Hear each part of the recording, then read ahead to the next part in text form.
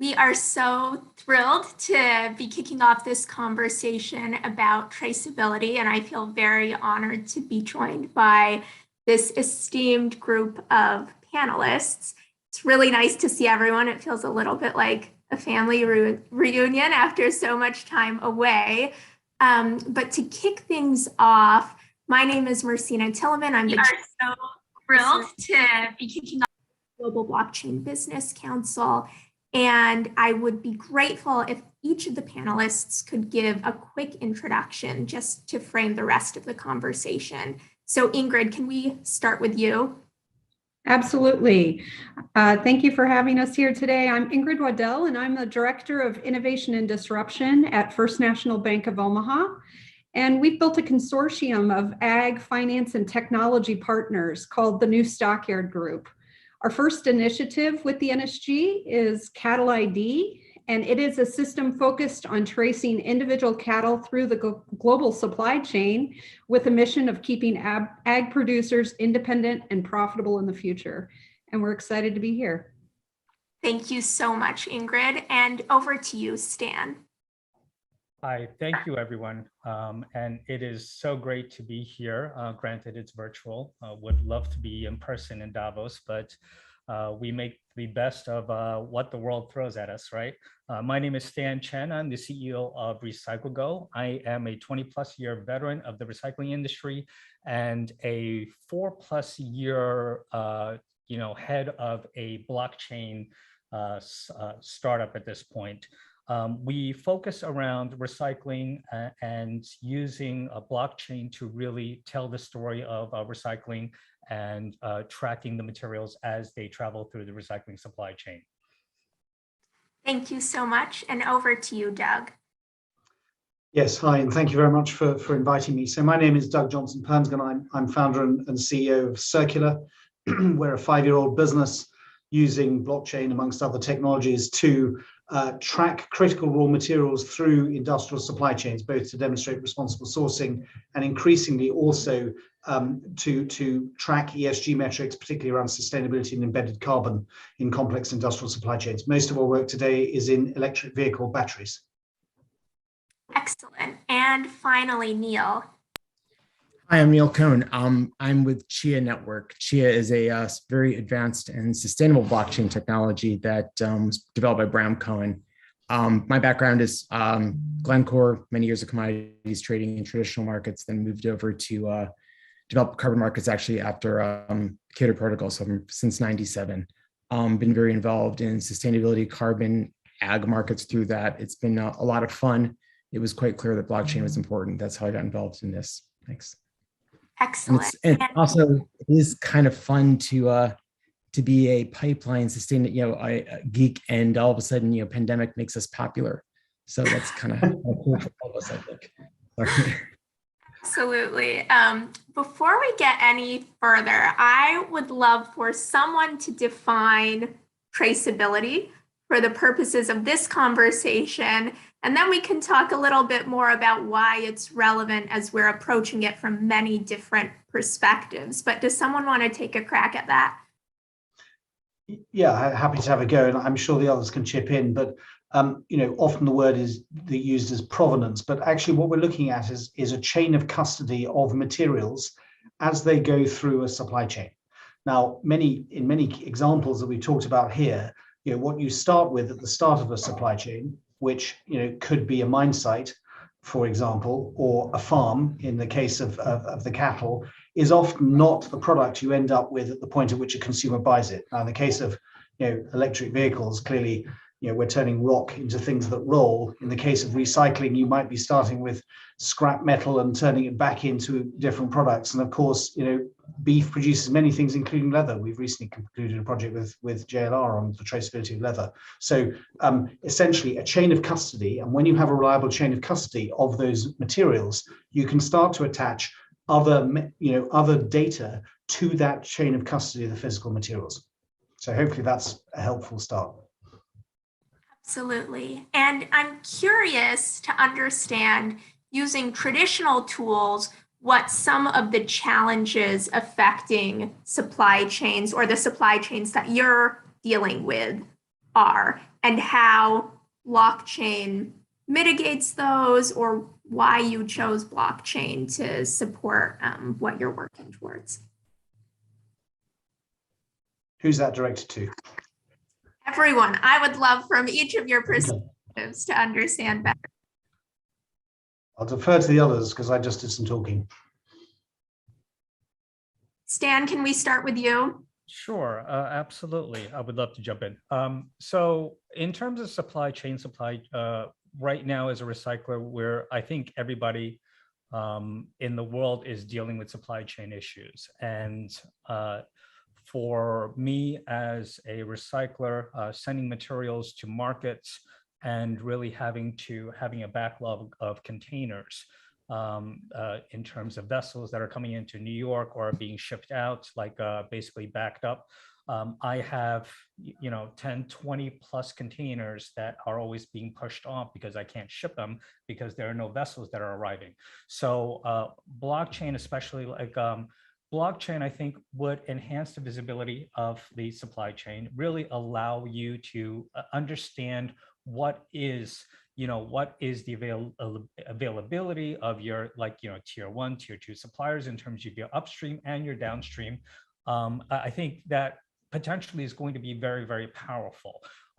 Traditional tools like I have at my disposal really don't allow me to make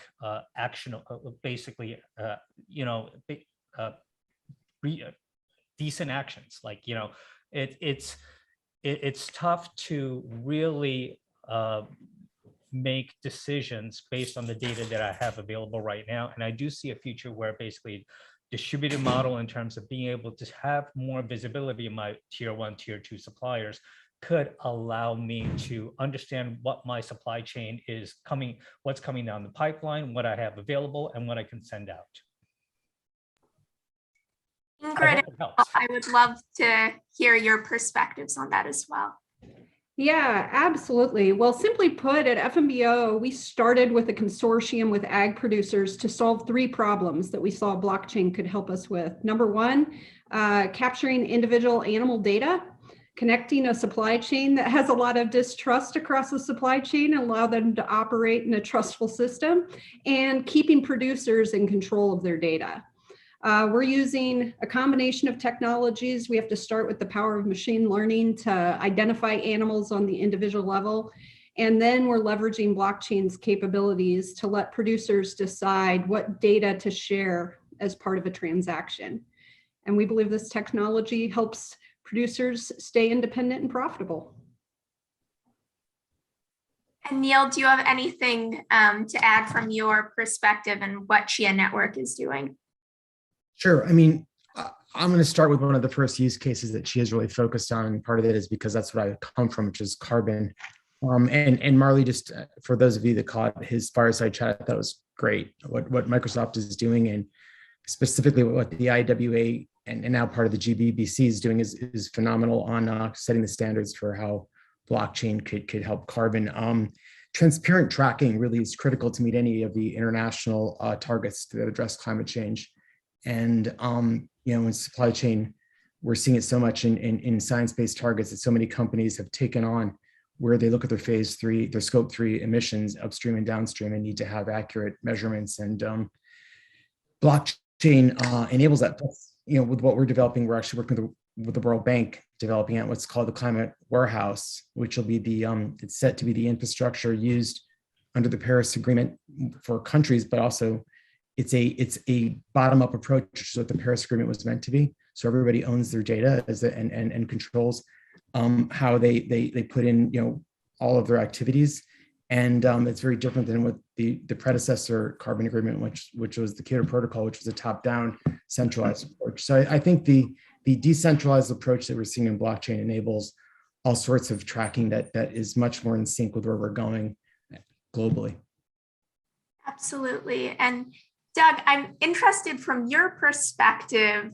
I am consistently disappointed by the energy dedicated to maintaining the status quo, but you are working with huge household names who are dedicating serious resources to a system overhaul. And I'm really interested in understanding how you get that institutional buy-in when it seems to go against everything that these businesses have been building for so many years. Well, it touches on your previous question about what a blockchain or a distributed ledger brings to this. So supply chains by definition involve many diverse actors, often with enormous asymmetry, with at one end of the, one of the things we're working is the cobalt supply chain, where you have small scale miners at one end of the supply chain and massive car manufacturers at the other, with material going from places in Africa all the way through to car manufacturers in the United States or Europe. And so distributed trust is one of those key things. And actually, if you take something like a supply chain and you are a large car manufacturer, you're looking to demonstrate, for example, that you're responsibly sourcing your raw materials. And therefore, the notarization of transactions through that flow of materials is an important way of helping to build some of that distributed trust. Where did the buy-in come from? So you just alluded to this. We're working with car manufacturers like Volvo and Polestar and Jaguar Land Rover and Daimler and BMW and all sorts of household names to help them do two things. One is driven by a desire to do responsible business, i.e. no child labor in my supply chain, for example, or that my nickel is responsibly sourced as a battery material and isn't creating concerns around deep sea tailings in the Pacific. And the other increasing driver of this is that as we move in the energy transition towards, for example, electric vehicles, the challenge moves from us as the consumer driving our cars less, with petrol and diesel cars, where it's the tailpipe emissions that cause carbon emissions, to the supply chain and the car manufacturer now accounting for a huge amount of embedded carbon in the electric vehicle, primarily the battery. And so the challenge has shifted to the manufacturer to go, how do I make these things more sustainably? Or there's no point shifting to electric vehicles. We're just swapping one problem for another. We humans are pretty good at doing that. And so therefore, how do you understand what you are inheriting from the supply chain? That distributed trust, everybody's going to claim what they're doing is sustainable. How do you prove it? With some of the customers we've got, primarily people like Volvo, they've pioneered the idea that sustainability sells. That being more sustainable and being able to prove it encourages us as consumers to go, what? I'm going to buy a Volvo XC40 Recharge rather than somebody else's car, for example. And they're not the only car manufacturer trying to use sustainability as a driver of top line growth. Absolutely. And I think each of you have touched on this in different ways, but this is a tremendously timely topic, in part because of increased interest in things like ESG, because of the pandemic, because of a renewed consumer interest in increased transparency in terms of understanding the systems behind everything that they use. And I would love to hear, I'd just love to go around and hear from each of you how your work has evolved, particularly during COVID, whether you've noticed increased interest, whether it's been harder to push things through because of inherent supply chain issues. I think that would just be helpful to understand. So Ingrid, can we start with you? Sure. Yeah, I'd say the COVID environment has helped and offered its own challenges, but it has highlighted the importance of consumers caring where their food comes from, and has heightened that we see a future where consumers are going to be able, with more traceability, when you can identify an animal, in the case of beef cattle, from beginning to end. Not only does that benefit the consumer, that they can buy things that fit what they want to buy, but the ag producers can also differentiate their products and why this is deforestation free, or it's locally grown, or whatever attributes they want to generate. But I'd say in all, the trends are out there and have helped escalate and helped us speed up getting our use case out in the world. Neil, what has the pandemic done for you and Chia Network? Well, I've gotten to know my family a lot better. It has, well, it's been a lot. So international negotiations typically happen in person, and a lot of what we're basing our work on is under treaties and expectations by governments, where the shift it's become more important now to use blockchain and have traceability and clarity and transparency, because you can't always be places where you'd have inspectors there. A lot of this needs to be done more using IoT and spot checks and having a secure system that is easily seen, preferably a public blockchain, is helpful. We're seeing tremendous growth. We can't hire and get people fast enough to build out all the use cases that we see for our system. And a lot of this because it uses data really well and it works very well for supply chain. So it's been actually beneficial, but challenging in logistically. And Stan, I'd love to hear from you as well. Sure. I think the pandemic has definitely increased the conversation around blockchain and sustainability, and using blockchain as a solution to essentially measure and improve on sustainability, especially with ESG and its prominence, like in terms of financial reporting for most of the companies nowadays, right? So we have more than enough use cases for sure. Like I think we have deployments in Southeast Asia, Sub-Saharan Africa, where we're tracking plastics as they're being recycled, really, allowing that sustainability story to be told. But I think one of the challenges, especially when it comes to like blockchain, is really, especially when you're talking about supply chain transparency, is where does the more traceability translate to better returns?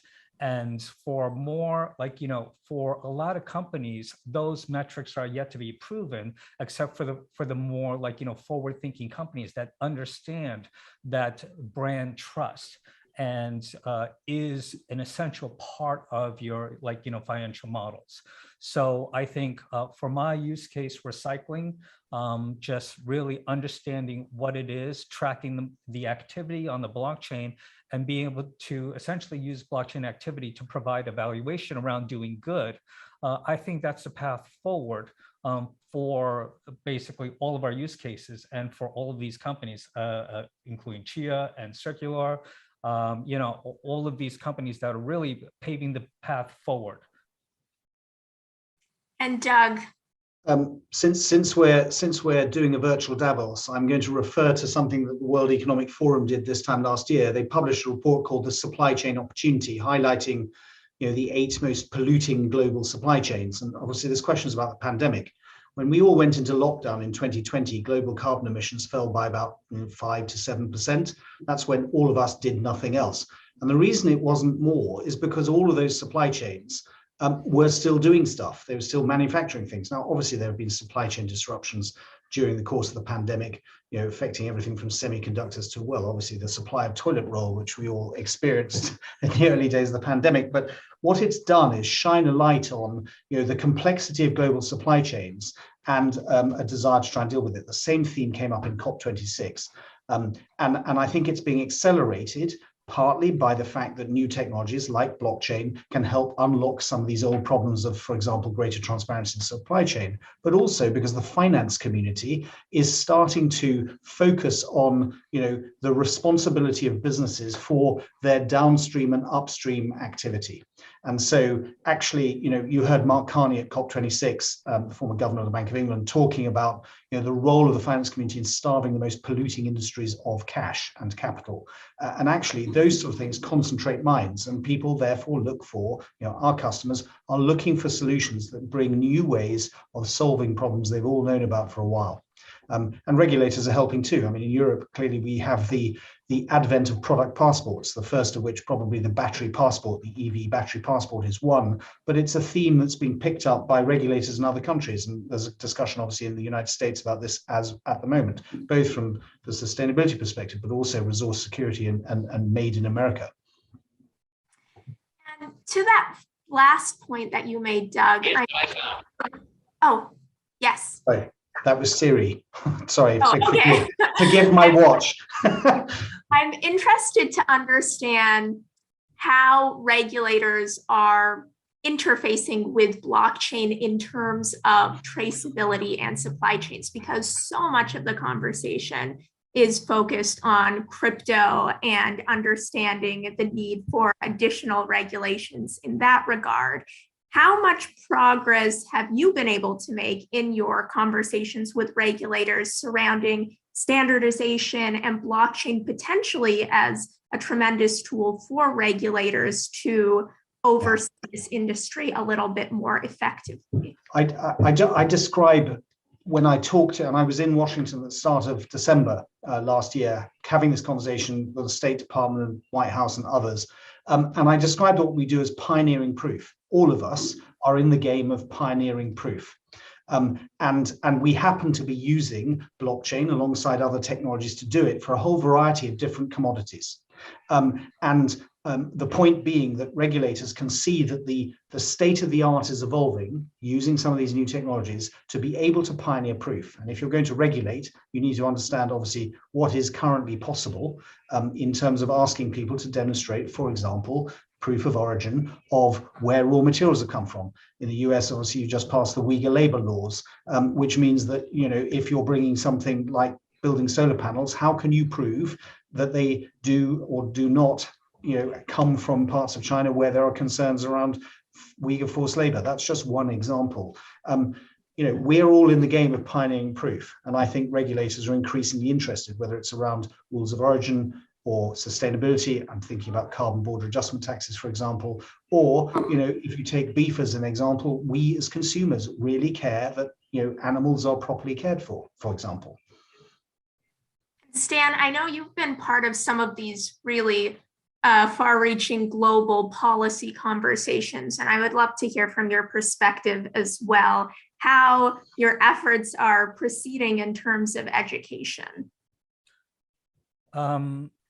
For the regulators or for the individuals, I think a lot of companies are getting on board blockchain, but in terms of education, I think like a lot of people need to be definitely onboarded on an individual level. But, you know, back to like what Doug said in terms of like pioneering proof and just, I think definitely that is the first stage in terms of what blockchain can achieve. In terms of my international efforts, we're also, especially when it comes to recycling, more and more of the conversation, especially when it comes to plastics, focus around the environmental impact of plastics. So there are more conversations around extended producer responsibility.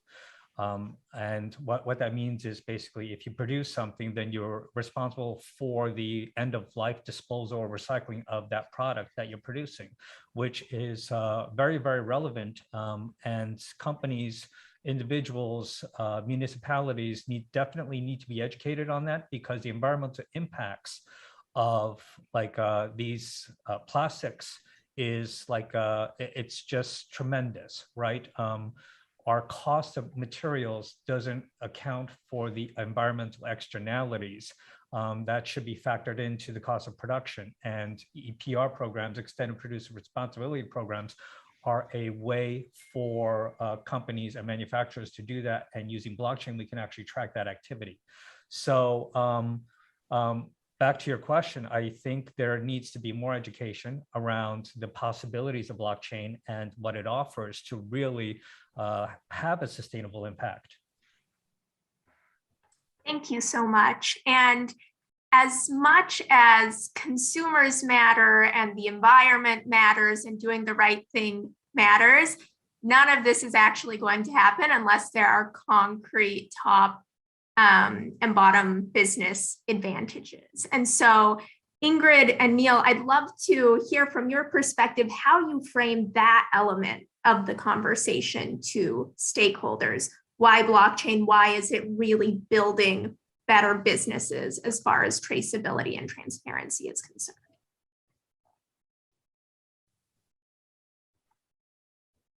Would Ingrid? you like me to start first? That would be Sure. I would say the largest thing that we have been stating to our leaders is the importance around continuing to keep our ag producers sustainable in the future and what helps with that. The main thing that we've been focusing on recently is how do you facilitate data sharing amongst the different parts of the supply chain and all the problems that have to be solved first before you can ever get to that step. And in the area of beef, the information has to be digitized first. And so focusing on machine learning and identifying cattle from the very beginning in an easy and affordable way has been something that has been impactful for both the customers as well as other partners. And we see leveraging blockchain technology in that area. And then you can start bringing connection to the system, a standard, a set protocol of how you would share that information, all from the vantage point of keeping the customer in control of their data, as we all want to be in control or compensated for our data. That's where the crux or the start of our conversations have been.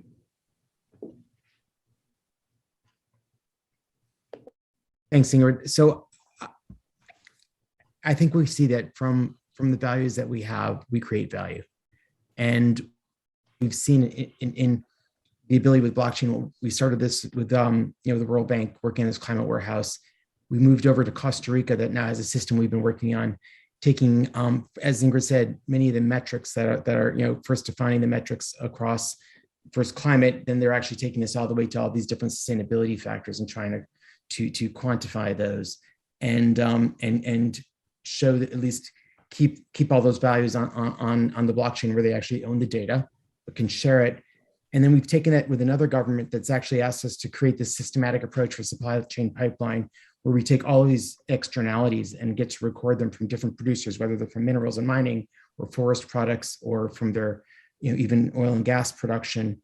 And by applying all of these externalities and having clear records of them, they can actually either be judged in different ways, but we've worked with George Rapino out of Harvard Business School to even create monetary values, so what he calls real impact in financial terms.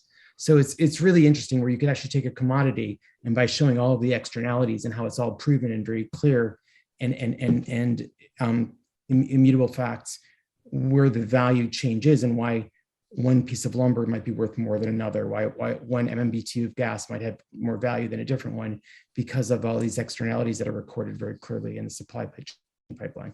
That is so interesting. And I would love to hear a little bit more. Ingrid, you spoke to the idea of interoperability and how these systems work with others. And, for a long time, we were just speaking about how you get the pilot up and running. But now as these projects are actually evolving, that is a more and more critical element. And I would like to hear from Fmbo's perspective how you're looking at interoperability and how you require the different distributors you're working with to use the platform you're building or what you do in order to facilitate that. Yeah, so that's a big thing. I mean, I'd say that the key to success is where we've seen in building Cattle ID is spending as much time in the field with ag producers, building with ag producers, because you're going to build the wrong thing if you don't understand how the environment is or what they're experiencing or how they would use it and the challenges in the field. And so we've been really working with each stage of the supply chain as we go out and visit producers at their operations, listening to their needs and working to build hopefully solutions with Cattle ID that seamlessly fit into their operations. Because as you kind of implied, everybody does things so differently. And you're moving from a very analog world to trying to make it digital and standard. So frankly, it's step by step, but spending a lot of time in the field so you really understand the environment and what they're willing to, how they need to interact or what they're willing to share with the next part of the supply chain. Absolutely. And Doug, I don't know how relevant this is to your work. I was meeting with the aerospace and defense industries recently and was kind of awestruck that a 747 has 6 million different parts that go into creating it. And I'm wondering if in your conversations with automobile companies, if they're also using it to track the authenticity of the disparate parts required to actually make a car. Yes. It's not just the auto industry. As it happens, one of our investors is Boeing. And so we're working on in the aerospace industry on some of those challenges that you just highlighted, but the auto industry as well. I mean, in aerospace, I mean, one of the challenges that authenticity of parts, original parts, as well as remanufactured parts is a challenge in many industries. And clearly, a form of distributed trust around that is clearly helpful, whether you're talking about aerospace or automotive. Equally, what is the origin of the things that you are getting, whether they are parts or raw materials, is a big theme. So yes, is the short answer to your question. Excellent. And I realize that we are running out of time, so I want to make sure that I get this in before we end. I would love to hear for each of your companies what the main benchmarks you're working towards in the next year are. What are you excited about? What is coming around the bend? And let's start with you, Stan, if you don't mind.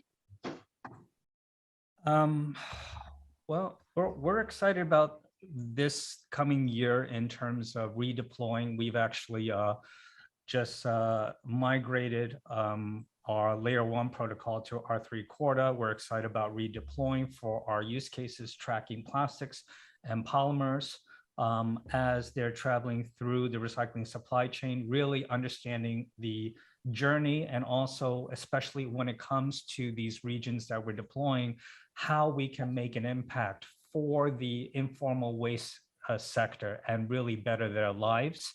That's one thing that we're really excited about doing. We're also just in terms of expanding our product for post-consumer and post-industrial activity, like looking at polymer types that are being collected and reintegrated into supply chain, alloys, touching upon Boeing, and all of the different millions of parts that go into all of these materials, all of these products.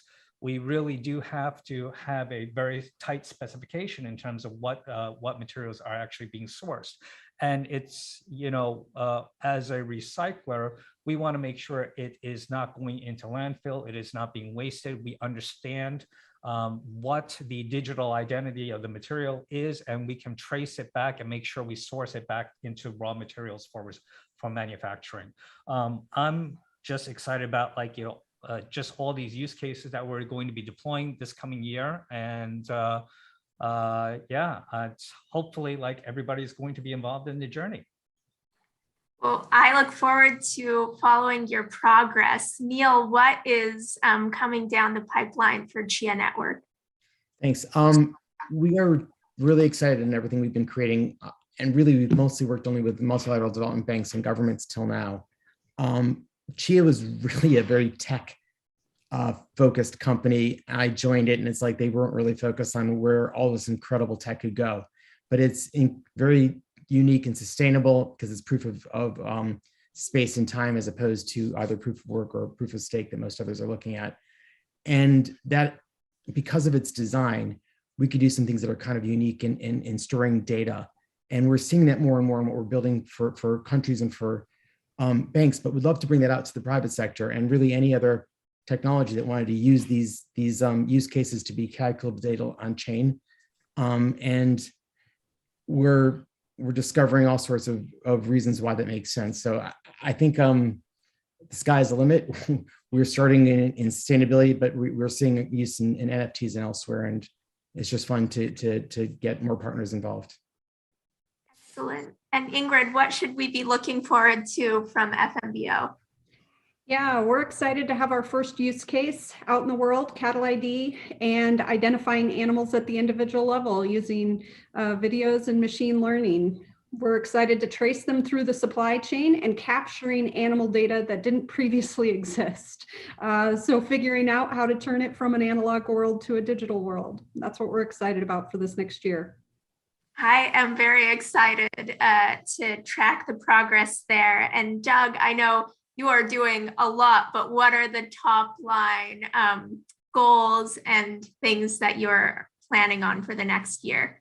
We're a triple bottom line business. So I've always believed that scale of impact comes from scale of business. And so growing the network of participants that we have in complex industrial supply chains, such as in the auto industry, actually improves and scales the impact, whether it's around responsible sourcing or sustainability. So that's what's driving us. Excellent.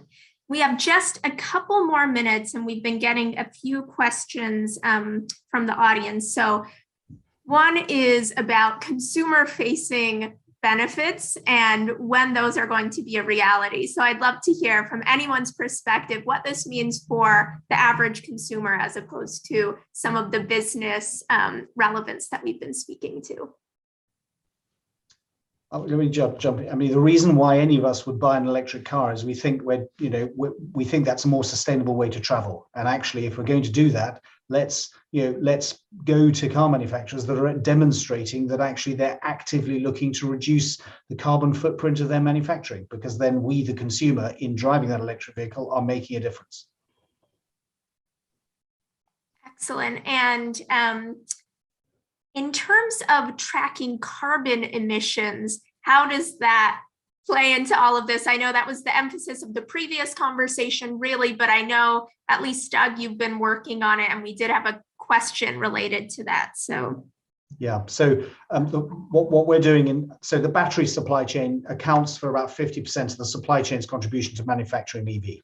And so understanding which actors are involved in the production of the raw material all the way through the supply chain until it eventually becomes a battery, and using that, if you like, that dynamic attribution of slices of scope 1 and 2 emissions from each of the actors enables the downstream car manufacturer to start to use buying smarter as a way of reducing the carbon footprint of what they inherit. And of course, it's an ecosystem play. You need to engage your tier 1 suppliers, who need to engage their tier 1 suppliers all the way back through the supply chain and say, how do we make these things more sustainably? How do we reduce the scope 1 and 2 emissions we inherit? And that's, the first step is you can't manage something you can't measure. So that's where it starts. absolutely. Neil, did you have something to add? No, I'm super excited. Just that one thing that we're all seeing, of course, is anyone's scope 3 emissions or somebody else's scope 1 or scope 2 emissions. And I believe as more and more parties get involved, we're going to see different interplay. And we're trying to promote that of interoperability and openness and transparency, so that becomes a more effective tool for us to achieve real targets. Absolutely. Yeah, that's a great point, Neil, in terms of your scope 1 is somebody else's scope 2 and 3, right? And it's all relevant, it's all ties together. In terms of recycling, obviously, like I'm excited. I've been recycling for 20 plus years at this point, and recycling is a more sustainable way to source raw materials for manufacturing. Like just off the top of my head, like aluminum recycling saves probably about over 16 tons of like carbon dioxide for every metric ton of aluminum that's produced. If you recycle it, it's an incredible amount of carbon savings that you can achieve through choosing recycled metals, recycled polymers. And blockchain is a way to obviously track the provenance of the raw materials that you're using in your manufacturing process. So choose recycled and choose blockchain-backed recycled materials. Ingrid, any closing thoughts from your side? Yeah, I was just thinking, anything we can do to give consumers visibility on who they're supporting with their purchases gets exciting for this next year. Thank you so much. I am really grateful to know and work with all of you, and can't wait to see what the future brings. And I hope to have the same conversation in person a year from now. So thank you so much.